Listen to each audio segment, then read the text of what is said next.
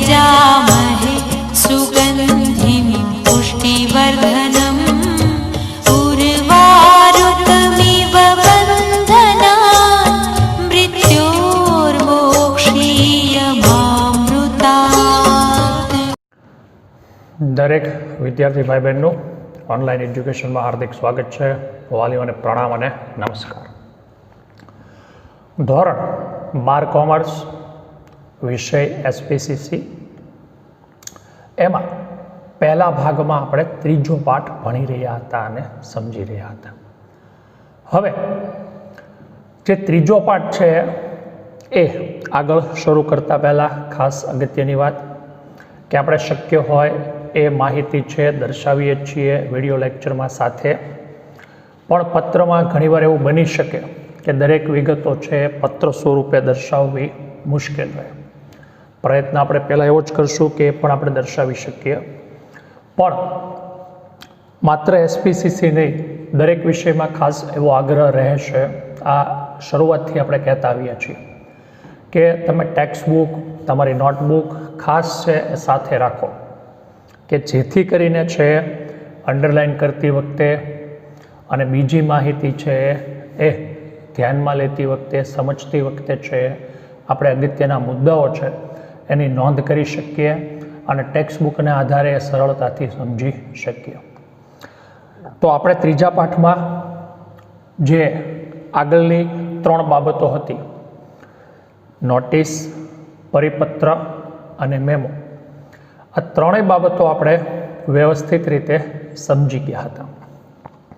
ત્યારબાદ છે કર્મચારી વિષયક જે પત્ર કે પત્ર વ્યવહાર હતા એની આપણે માહિતી મેળવવાની હતી। એમાં ભરતીના 2 અલગ અલગ પ્રાપ્તિ સ્થાનો એની વિશે પણ આપણે છે માહિતી મેળવી ગયા હતા। છેલ્લા લેક્ચરમાં આપણે પાના નંબર 40 અને પહેલો પત્ર ભરતી અંગેના નમૂના પત્રમાં પહેલો પત્ર લેખિત પરીક્ષામાં છે હાજર રહેવા માટે જે માહિતી આપતો પત્ર છે, જાણ કરતો પત્ર છે એ આપણે ભણ્યા અને સમજ્યા હતા। પાના નંબર 41 વ્યક્તિગત મુલાકાત માટે હાજર રહેવા જણાવતો હવે આપણે પત્ર લખવાનો છે। આપણે લેખિત એક્ઝામ માટેનો પત્ર લખ્યો। લેખિત એક્ઝામમાં જે ઉમેદવાર પાસ થયા છે, જેણે સારા માર્ક્સ છે એ મેળવ્યા છે, હવે આપણે એમને શું કરવાના છીએ? વ્યક્તિગત મુલાકાત માટે બોલાવવાના છીએ। કારણ કે પરીક્ષા સમયે ઘણા બધા વિદ્યાર્થીઓ હાજર હતા।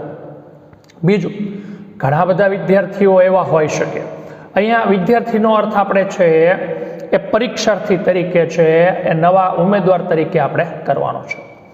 તો આ જે ઉમેદવારો છે એ ઉમેદવારો ઘણી મોટી સંખ્યામાં હાજર હતા। આ ઉમેદવારો છે એને એક સાથે છે આપણે મળ્યા નથી। ઘણા ઉમેદવારો એવા હોય છે કે જે છે એ લખવામાં હોશિયાર હોય પણ એની પાસે અલગ અલગ આવડત છે કે નહીં, એ જ્યારે અમલમાં મૂકવાની થાય આવડત ત્યારે એને ન્યાય આપવા માટે સક્ષમ છે કે નહીં, એના વિશેની માહિતી છે એને માહિતી મેળવવા માટે છે આપણે રૂબરૂ બોલાવવાના છીએ। તો એ રૂબરૂ બોલાવવા માટે છે જાણ કરતો પત્ર છે આપણે સંસ્થા વતી લખવાનો છે।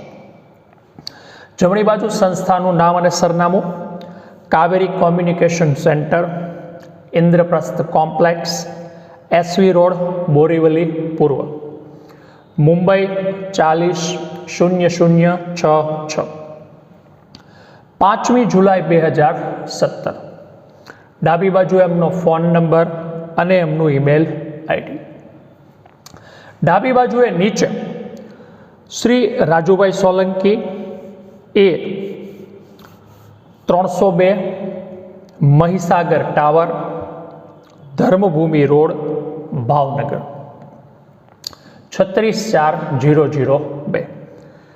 વિષયમાં રૂબરૂ મુલાકાત માટે હાજર રહેવા અંગે અથવા તો હાજર રહેવા બાબત: શ્રીમાન, આપની 25મી જૂન, આપણે એકવાર એને ભૂતકાળ યાદ કરાવી દેશું કે ભાઈ કઈ સંદર્ભમાં કઈ બાબતમાં અમે તમને આ પત્ર લખી રહ્યા છીએ।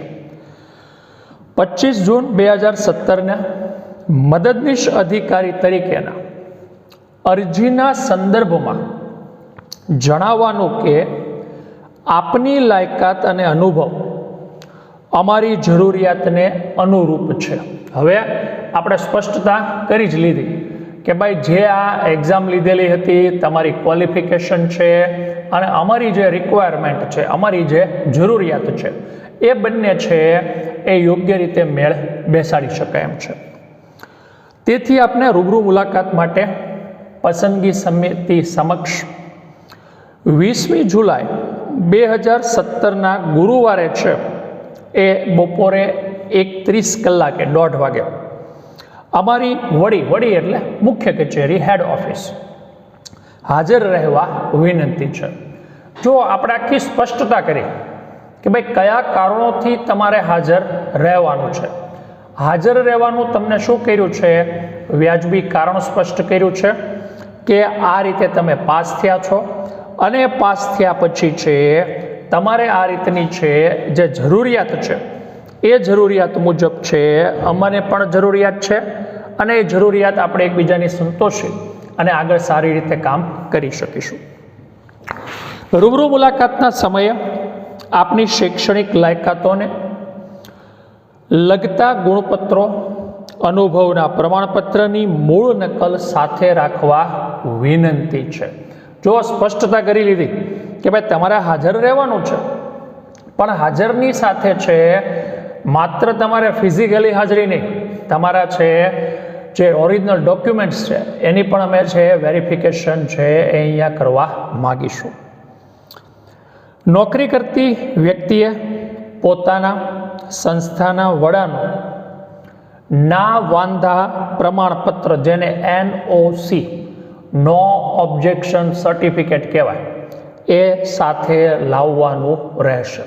જે સંસ્થામાં તમે અત્યારે નોકરી કરો છો ને એ છોડીને અમારી સંસ્થામાં આવવાના છો, તો એ સંસ્થાને કોઈ વાંધો નથી એવું નો ઓબ્જેક્શન સર્ટિફિકેટ તમારે જૂની સંસ્થામાંથી મેળવી અને અહીંયા રજૂ કરવાનું રહેશે. નહીંતર અમારે બંને સંસ્થાઓને માથાકૂટ થાય. એટલે એવું ન થાય એટલા માટે છે આ NOC સર્ટિફિકેટ છે સાથે લાવવા વિનંતી છે. આપનો વિશ્વાસુ સાદિક મોહમ્મદ, મેનેજર છે કાવેરી કોમ્યુનિકેશન સેન્ટરના, એક સ્પેશિયલ નોટ લખી છે. ઇન્ટરવ્યૂ સ્થળ પર આવવા જવા અંગે કોઈ જ મુસાફરી ખર્ચ કે ભથ્થું મળવાપાત્ર નથી. આપણે આ પણ લાસ્ટ લેક્ચરમાં છે સ્પષ્ટતા કરી ગયા હતા કે જે બાબત છે અગાઉની જે છે, બરોબર, આગળના પત્રમાં જે છે એનું પુનરાવર્તન અહીંયા કર્યું છે કે ભાઈ આવી રીતે છે આ પત્ર છે એની સાથે અમે આ માહિતી એટલે આપીએ છીએ કે અહીંયા આગળ તમે આવીને કોઈ ભથ્થું માગશો તો એ ભથ્થું મળવાપાત્ર નથી.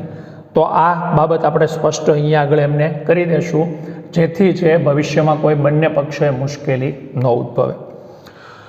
તો અહીંયા આગળ છે આ પત્ર પૂરો થાય છે. પત્રના જે મુદ્દાઓ છે એમાં આગળના પત્રનો સંદર્ભ અને ઉલ્લેખ, ચોક્કસ અને નિશ્ચિત છે તારીખ, સમય, દિવસ, વાર અને સ્થળ જ્યાં આગળ હાજર રહેવાનું છે, શૈક્ષણિક લાયકાતના પત્રો સાથે રાખવાના છે અને નો ઓબ્જેક્શન સર્ટિફિકેટ NOC સાથે રાખવાનું રહેશે. અને કોઈ પણ જાતનો છે એ ખર્ચ સંસ્થા તરફથી ચૂકવવામાં નહીં આવે એની પણ આપણે છે એ સ્પષ્ટતા કરી આપશું. તો આ જે બે પત્રો હતા એ ભરતી અંગેના હતા. હવે છે નિયુક્તિ અંગેના. ભરતી, બઢતી, બદલી, પસંદગી, આના અર્થ આપણે બહુ સારી રીતે વાણિજ્ય વ્યવસ્થા અને સંચાલનમાં ભણેલા છીએ. હવે આપણે નિયુક્તિના અર્થ ઉપર વાત કરીએ તો ભરતીને જાહેરાત સંદર્ભે, આને આપણે વાણિજ્ય વ્યવસ્થામાં પસંદગી કહીએ છીએ. ભરતી જાહેરાતના સંદર્ભે યોગ્ય લાયકાત ધરાવતા ઉમેદવારો મેળવ્યા પછી યોગ્ય લાયકાતવાળા ઉમેદવારની પસંદગી કરવામાં આવે છે. જુદી જુદી સંસ્થાઓ, પેઢીઓ કે એકમોમાં પસંદગીની પ્રક્રિયા કેવી હોય છે અલગ અલગ હોય છે, જુદી જુદી હોય એવું જોવા મળે છે. આ બહુ સ્વાભાવિક છે કે દરેક એકમની કર્મચારીઓની જરૂરિયાત કેવી છે, અલગ અલગ. તો આવા સંજોગોમાં છે પસંદગીની પ્રક્રિયા પણ કેવી હશે, અલગ અલગ જોવા મળે છે. આગળ કહે છે જુદી જુદી સંસ્થાઓ, પેઢીઓ કે એકમોમાં પસંદગીની પ્રક્રિયા અલગ હોય છે. પસંદગીનો આધાર સંસ્થાનું કદ, કાર્યક્ષેત્ર અને કર્મચારીઓના પ્રકાર વગેરે ઉપર છે એ રહેલું જોવા મળે છે. કર્મચારીની નોકરી માટે પસંદગી કર્યા પછી તેને જે કાર્ય માટે પસંદ કરવામાં આવ્યો હોય તે અનુસાર તે હોદ્દા ઉપર તેની નિયુક્તિ કરવામાં આવે છે. આ પ્રક્રિયામાં સફળ પામેલા ઉમેદવારોને નિયુક્તિ પત્ર એટલે કે નિમણૂક પત્ર છે એ આગળ જતાં આપવામાં આવતું જોવા મળતું હોય છે. હવે આપણે જે નિયુક્તિ આપવાની છે એ દરેક એકમમાં અલગ અલગ હોઈ શકે, પણ સામાન્ય રીતે છે એ દરેકમાં મુખ્ય બાબતો છે એ કેવી હોવાની છે, એ કોમન હોવાની છે. એને અનુસર્યા વગર છે એ આપણે નિયુક્તિ આપી શકતા નથી હોતા. તો એવી જે સામાન્ય બાબતો છે એ આપણને અભ્યાસક્રમમાં આપેલી છે, એ આપણે ક્રમશઃ જોઈએ. જેમાં પહેલું છે નિયુક્તિના પત્રની શરૂઆત અભિનંદન આપતા શબ્દોથી કરવાની રહેશે અથવા તો કરવામાં આવે છે. આ બહુ સ્વાભાવિક છે કે એણે 2 પરીક્ષા પાસ કરી, એક લેખિત અને બીજી મૌખિક, અને હવે આપણે એને આપણા એકમમાં સ્વીકારવા જઈ રહ્યા છે. તો સૌથી પહેલાં છે આપણા તરફથી જ એમને અભિનંદન મળે એ ખાસ જરૂરી છે, એ યોગ્ય છે, એ ગણાવી શકાય. બીજું કહે છે નિયુક્તિ કયા હોદ્દા માટે કરવામાં આવી છે તેનો ઉલ્લેખ પણ છે એ કરવો જરૂરી હશે. એને પટ્ટાવાળા તરીકે, એને ક્લાર્ક તરીકે, એને કોમ્પ્યુટર ઓપરેટર તરીકે કયા હોદ્દા ઉપર એને છે આ નિયુક્તિ મળેલી છે એ પણ આપણે અહીંયા આગળ છે એ સ્પષ્ટ કરવાનું રહેશે. ત્રીજું કહે છે નિયુક્તિ અજમાયશી પ્રાયોગિક ધોરણે છે, કાયમિક છે અથવા તો હંગામી છે, થોડા સમય માટે. તે પણ છે એ અહીંયા આગળ સ્પષ્ટ કરી દેવાનું રહેશે. એટલે સામેવાળી વ્યક્તિને ખોટી વધારાની આશા ન બંધાય. જે વસ્તુ હોય ટૂંકા સમયગાળા માટે છે, ખૂબ ઓછા સમય માટે છે, અથવા તો છે એ કાયમિક આજીવન છે, એ પણ આપણે સ્પષ્ટતા કરવી પડશે. આગળ કહે છે જો નિયુક્તિ અજમાયશી ધોરણે હોય તો અજમાયશી સમયગાળો કેટલો રહેશે એ પણ આપણે સ્પષ્ટ કરવું પડશે. 3-6 વર્ષ દિવસનો અજમાયશી સમયગાળો હોય. આપણે આગળ એક પત્ર એવો જોઈને આવ્યા ને કે જેમાં નોટિસ તરફથી એવું આપણને જાણવા મળ્યું કે ભાઈ સમયગાળો 1 વર્ષની જગ્યાએ 2 વર્ષનો કર્યો છે. તો આ પણ આપણે છે જણાવી દેવું પડશે. નિયુક્તિ પત્રમાં કર્મચારીઓને મળવાપાત્ર પગાર, ભથ્થા અને ઇજાફાની છે એ માહિતી એમને આપવાની રહેશે, સ્પષ્ટ કરવાની રહેશે. ઉમેદવારને સ્વીકૃતિ પત્ર મોકલવાનું જણાવવામાં આવે છે અથવા નોકરી પર કેટલા દિવસમાં હાજર થવાનું છે એ પણ આપણે એમને જણાવવું પડશે. એ આપણને એમ કે ભાઈ હું આજે હાજર થઈશ, કાલે, પરમ દિવસે, એમ નહીં. તમારે તમારા તરફથી સ્પષ્ટતા કરી દેવાની છે કે ભાઈ 5 તારીખ સુધીમાં, 7 તારીખ સુધીમાં, 10 તારીખ સુધીમાં તમારે હાજર થવાનું રહેશે. તમે કદાચ મોડા હાજર થવાના છો તો તમે છે સ્પષ્ટ કરી દો કે ભાઈ હું આ તારીખ સુધીમાં હાજર થઈ જઈશ, અને એનો એક ઓફિશિયલ છે લેટર આપી દો કે ભાઈ હા હું હાજર થવાનો છું. નિયુક્તિના પત્રના અંતમાં શુભેચ્છા પણ છે એ પાઠવવામાં આવે છે. તો આભારથી શરૂઆત કરશું, અભિનંદનથી શરૂઆત કરશું અને શુભેચ્છાથી છે એ આપણે એનો અંત લાવતા હોઈએ છીએ. આમ તો આભાર નથી, અભિનંદન છે, કારણ કે આભાર આપણે છે અંતમાં એમને કદાચ માની શકીએ છીએ. હવે આવો જે નિયુક્તિ અંગેનો પત્ર છે એ આપણે જોવાનો છે અને સમજવાનો છે. તો જમણી બાજુ સંસ્થાનું છે એ નામ અને સરનામું આપણે લખી લેવાનું રહેશે. Radhe industries, sun complex, CG road, Ahmedabad 380009, 7મી માર્ચ 2017. ડાબી બાજુ એમનો ફોન નંબર, એમનું ઈમેલ આઈડી. ડાબી બાજુએ નીચે શિલ્પા પટેલ, A7, ગિરિરાજ ટેનામેન્ટ, ઈસનપુર, અમદાવાદ 382443. વિષયમાં જ આપણે સ્પષ્ટતા કરી કે આસિસ્ટન્ટ મેનેજરની નિમણૂક અંગે અથવા તો નિમણૂક બાબત કયા હોદ્દા માટે, કઈ પોસ્ટ માટે તમારી નિમણૂક કરવામાં આવી છે એ આપણે પહેલાં જ છે એ સ્પષ્ટ કરી દીધું છે. સુજ્ઞશ્રી, અમને જણાવતા આનંદ થાય છે, આપણે અભિનંદન આપવાના છે કે 28મી માર્ચ 2017ના રોજ અમારી કંપની દ્વારા લેવાયેલ આસિસ્ટન્ટ મેનેજરની ભરતી માટેની લેખિત પરીક્ષા અને ત્યારબાદ રૂબરૂ મુલાકાતમાં આપ કેવા થયા છો, ઉત્તીર્ણ થયા છો, સફળ થયા છો, પાસ થયા છો. કોઈ પણ શબ્દ આપણે ઉપયોગમાં લઈ શકીએ છીએ. આપને આ હોદ્દા માટે નિયુક્ત કરવામાં આવે છે અને તે બદલ આપને ખૂબ ખૂબ અભિનંદન. હવે મુખ્ય પત્ર અહીંથી શરૂ થશે કે આપણી ટર્મ્સ અને કન્ડિશન કઈ રહેશે. જો ટર્મ્સ કન્ડિશન છે એકબીજાને અનુકૂળ આવશે તો જ આપણે આગળ વધી શકીશું. શરતોને આધીન, ઓલી ફૂદડી કરી હોય આપણે બાઇકને એવું ઇલેક્ટ્રોનિક આઇટમ્સ છે એમાં લખ્યું હોય કે ભાઈ મેગા ડિસ્કાઉન્ટ, એમ 10%, 15%, 20%, 80% સુધી ઘણી વાર તો લખતા હોય. પછી નીચે ફૂદડી કરી હોય અને એમાં એમ લખ્યું હોય ટર્મ્સ એન્ડ કન્ડિશન એપ્લાય, ગુજરાતીમાં શરતોને આધીન. એટલે તમે ત્યાં જાઓ ને તો તમને એમ કે ભાઈ ઓછામાં ઓછું તમારે 5 લાખનું, 10 લાખનું, 15 લાખનું જે ખરીદી તમારે કરવાની અને તો તમને એટલું ડિસ્કાઉન્ટ મળવા પાત્ર છે. એમ નોકરી આપણને મળવા પાત્ર છે, પણ આ ટર્મ્સ અને કન્ડિશન આપણે શું કરવાની છે, અનુસરવાની રહેશે. ફરજ ઉપર હાજર થયાથી 1 વર્ષના સમયગાળા દરમિયાન આપની નિયુક્તિ અજમાયશી ધોરણે રહેશે. પહેલો 1 વર્ષનો સમયગાળો છે એ બંને માત્ર અજમાયશી ધોરણે રાખવાનો છે.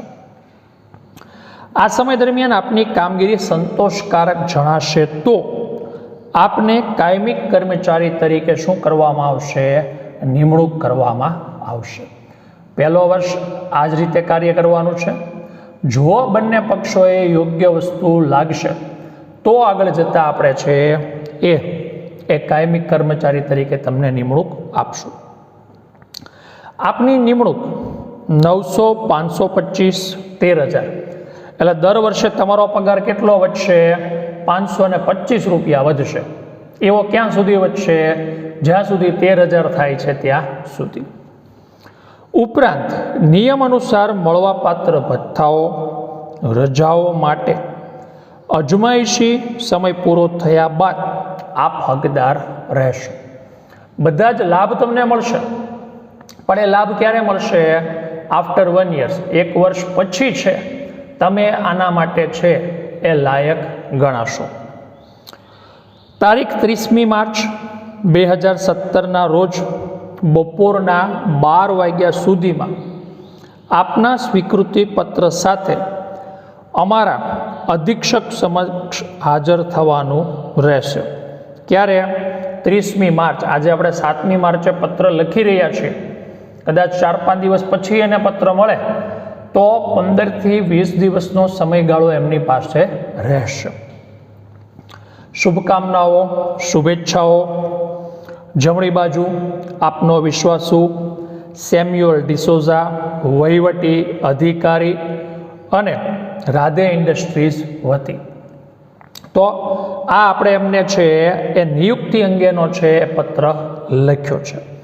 મુદ્દાઓમાં છે આગળના પત્રનો ઉલ્લેખ, જે પરીક્ષાઓ પાસ કરી છે એ બદલ એમને છે અભિનંદન, આપણી જુદી જુદી છે એ શરતો, એમાં અજમાયશી સમયગાળો, જે પગાર અને જે મળવાપાત્ર છે બીજા હક અને બીજે છે અધિકારો, અને નિશ્ચિત સમય સુધીમાં હાજર થવાનું રહેશે. છેલ્લે શુભકામનાઓ આપી અને આપણે પત્રની શું કરવાની રહેશે? પૂર્ણાહુતિ કરવાની રહેશે. તો વિદ્યાર્થી ભાઈઓ બહેનો, આ જે પત્ર હતો એ નિયુક્તિનો હતો. ત્યારબાદનો હવે જે પત્ર છે એ બઢતીનો છે. તો સૌ પ્રથમ પાના નંબર 43 આપણે બઢતી છે એનો શું કરવાનો રહેશે? અર્થ સમજવાનો રહેશે. બઢતીના અર્થમાં તમને જણાવું તો કર્મચારીને વર્તમાન હોદ્દા પરથી ઉપરના લાભદાયી હોદ્દા ઉપર મૂકવામાં આવે તો એને શું કહેવાશે? બઢતી કહેવાશે. માનવ સંસાધનનું યોગ્ય જતન થાય એ કોઈ પણ સંસ્થાની પ્રાથમિક શરત છે. સંસ્થામાં કે પેઢીમાં કામ કરતા કર્મચારીઓને પ્રગતિ કરવાનું પ્રોત્સાહન મળે તે માટે સંસ્થા કે પેઢી દ્વારા નિયત માળખું ગોઠવાયેલું જોવા મળે છે. આ માળખાનો એક તબક્કો એટલે કર્મચારીઓને આપવામાં આવતી બઢતી. પણ મેં તમને વ્યાખ્યા જ કહી દીધી કે વર્તમાન હોદ્દા ઉપરથી ઊંચા અને લાભદાયી હોદ્દા ઉપર મૂકવામાં આવે તો એને બઢતી કહેવાય છે. બઢતીને પદોન્નતિ એટલે પદની ઉન્નતિ, આ સંધિ છૂટી પાડી છે પણ કહી શકાય. સામાન્ય રીતે બઢતી એટલે કર્મચારીઓને તેના વર્તમાન હોદ્દા ઉપરથી ઉપરના હોદ્દા ઉપર લઈ જવો. બઢતીના કારણે કર્મચારીને આર્થિક લાભ અને મોભાદાર દરજ્જો પણ છે એ પ્રાપ્ત થતો જોવા મળે છે. બહુ સ્વાભાવિક છે કે પોતે પોતાના સગા સંબંધી, મિત્રો દરેકને જણાવી શકે છે કે ભાઈ જો હું પહેલાં આ પોસ્ટ ઉપર કામ કરતો હતો અને હવે આ ઊંચી પોસ્ટ ઉપર કામ કરી રહ્યો છું. પહેલાં મારો પગાર 12,000 હતો, 15,000 હતો, હવે મારો પગાર 17 કે 20,000 રૂપિયા જોવા મળી રહ્યો છે. તો પોતાનું માન, મોભો, પ્રતિષ્ઠા એ બધાનો જ વધારો છે બઢતીને લીધે થાય છે. સમાજમાં પોતાનું સ્થાન ઊંચું થાય છે, પરિણામે એકમના કારણે આ સ્થાન ઊંચું થયું એટલે પોતે વધારે સારી રીતે છે એ એકમમાં કાર્ય કરતો જોવા મળશે. હવે કયા કારણોસર છે એ આપણે એકમમાં બઢતી આપી શકીએ છીએ? તો કર્મચારીને નોકરીના નિયત કરેલા વર્ષો પૂરા કરે ત્યારે આ બઢતી આપવામાં આવે છે. આપણે હમણાં આગળ જોયું કે ભાઈ 9,000 થી 13,000 સુધી છે એ આ પગાર વધારો મળશે. હવે એકવાર એ 13,000 પહોંચી ગયો, 5 વર્ષે, 6 વર્ષે કે 8 વર્ષે પછી એવું વિચારશે કે ભાઈ હવે શું? તો હવે એને પ્રમોશન મળે એટલે પાછું એ શું કરશે? તો કે વધારે ઉત્સાહપૂર્વક કાર્ય કરશે. આગળ કહે છે કર્મચારીને વધારાની શૈક્ષણિક કે ટેકનિકલ લાયકાત મેળવે ત્યારે પણ એને બઢતી આપવામાં આવે છે. એ શરૂઆતના વર્ષોમાં છે એ અભ્યાસ પૂરો કરી અને નોકરીમાં જોડાઈ ગયો હોય, પણ પછી પાછળથી કોરસ્પોન્ડન્સ પત્ર વ્યવહાર દ્વારા એણે છે એ ડિગ્રી મેળવી હોય, પાર્ટ ટાઈમ છે એ ડિગ્રી મેળવી હોય, તો એના આધારે પણ છે એકમ એને બઢતી આપી શકે છે. કર્મચારી દ્વારા કોઈ વિશિષ્ટ પ્રકારની સિદ્ધિ મેળવવામાં આવે તો પણ એ આ બઢતી માટે શું બને છે? હકદાર બનતો જોવા મળે છે. કર્મચારી કોઈ વિશિષ્ટ આવડત કે કૌશલ્યને ધ્યાનમાં રાખીને બઢતી આપવામાં આવે. ઘણી બધી વખત છે એવું બને કે કર્મચારી જૂનો હોય, એકમની બધી જ માહિતીથી કેવો હોય? પરિચિત હોય. તો આવા સંજોગોમાં છે એને બઢતી આપવાથી છે એકમને લાભ મળશે. ઘણા બધા જે માલિકને છે એ અનુભવો હોય એટલા જ અનુભવો આવા કર્મચારીઓને હોય છે. એકમના પરિસ્થિતિથી, એકમના વાતાવરણથી, એકમના પર્યાવરણથી એ સારી રીતે પરિચિત હોય તો એનો લાભ લેવા માટે પણ આપણે એમને છે એ બઢતી આપી શકીએ છીએ. છેલ્લું છે સંસ્થાની જરૂરિયાત હોય, જૂના કર્મચારીઓ જ ઓછા હોય તો એવા સંજોગોમાં પણ છે એ આવા કર્મચારીને આપણે બઢતી આપી અને એકમ માટે છે એ લાભ મેળવી શકીએ છીએ. તો આ વિદ્યાર્થી ભાઈઓ બહેનો આ છે એના કારણો હતા. હવે એક આપણે એનો પત્ર જોઈ લઈએ. તો એનો એક નમૂનાનો પત્ર આપણે જોઈએ. એમાં Mehta brothers, Shanti complex, Patan road, Mehsana 384210, 28મી નવેમ્બર 2017 આ એમનું સરનામું છે. ડાબી બાજુ એમનો ફોન નંબર અને ઈમેલ આઈડી આવી જશે. ડાબી બાજુએ નીચે શ્રી વિદ્યુત દેસાઈ, સિનિયર ક્લાર્ક, આ ઓલરેડી આપણા એકમમાં નોકરી કરે છે ને એને આપણે બઢતી આપવાની છે. એકાઉન્ટ્સ વિભાગ, મહેતા બ્રધર્સ, મહેસાણા, વિષયમાં બઢતીની જાણ અંગેનો પત્ર. આપણે અગાઉ જ સ્પષ્ટતા કરી દીધી કે ભાઈ આ કારણોસર અમે પત્ર લખી રહ્યા છીએ. શ્રીમાન, અમને જણાવતા ખૂબ જ આનંદ થાય છે કે તમને તમારા વર્તમાન હોદ્દા ઉપરથી બઢતી આપીને એકાઉન્ટ્સ વિભાગના મેનેજર તરીકે આપની નિમણૂક કરવામાં આવે છે.